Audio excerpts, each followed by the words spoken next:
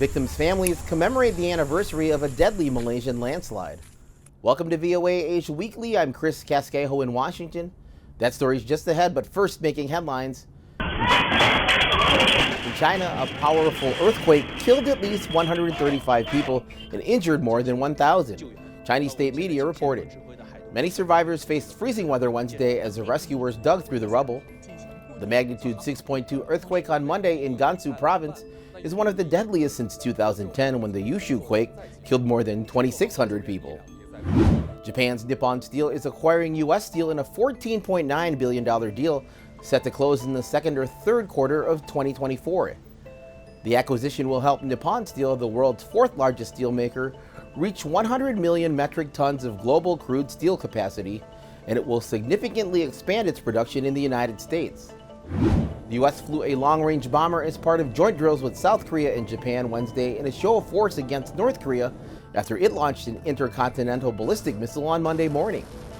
North Korea says it conducted the Hwasong-18 ICBM test in response to U.S. hostility, coinciding with Washington and allies South Korea and Japan initiating a real-time missile data sharing system. On Monday, Thai officials reported that 15 suspected drug smugglers were killed and approximately 2 million methamphetamine tablets were seized in northern Thailand near the Myanmar border after a shootout with Thai soldiers.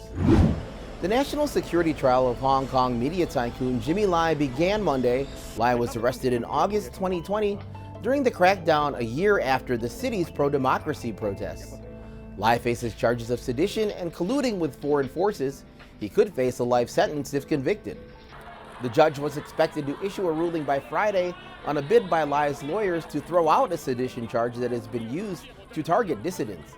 The trial without a jury is expected to last about 80 days. 1 year after a landslide in Malaysia killed dozens of campers, victims' families and survivors came together to remember their loved ones. But as VOA's Dave Grunebaum reports, they say they won't have closure until they get all the facts about what led to the tragedy. On the anniversary of a deadly disaster, victims' families and survivors return to the site to light candles and show traditional respects to their lost loved ones. Last year, on December 16th, an early morning landslide swept over an organic farming campsite in Batang Kali, Malaysia, killing 31 people. This photograph was taken just hours before Chin Soo King and her 5-year-old son Daniel were killed. Vincent Corway Fong pays tribute to his wife and son in their home. Back then, it was hard for me to let go because I felt like I did not have the chance to finish our conversations and say goodbye to them. Brian Teng's tent was about 5 feet from the path of the landslide. Teng says he's formed a connection with the families. We find we have even though a bond together because we are, after the incidents, we want to help each other to come up from the sadness. Victims' families and survivors say they're on a quest to find the underlying reasons behind this tragedy. The government released a report in October that says the landslide was triggered by slope failure after heavy rainfall. But the report does not explain why a farming campsite were able to operate in what experts call a risky area. The report also does not address an environmental impact assessment approved in 2013 by the Department of Environment that said the area where the farming campsite were located was not to be developed. VOA has been repeatedly sending messages with questions to several government offices, but has not received any answers. Victims' families and survivors have hired an attorney to investigate and prepare for potential lawsuits. Our final goal is justice. Those who are responsible should face justice.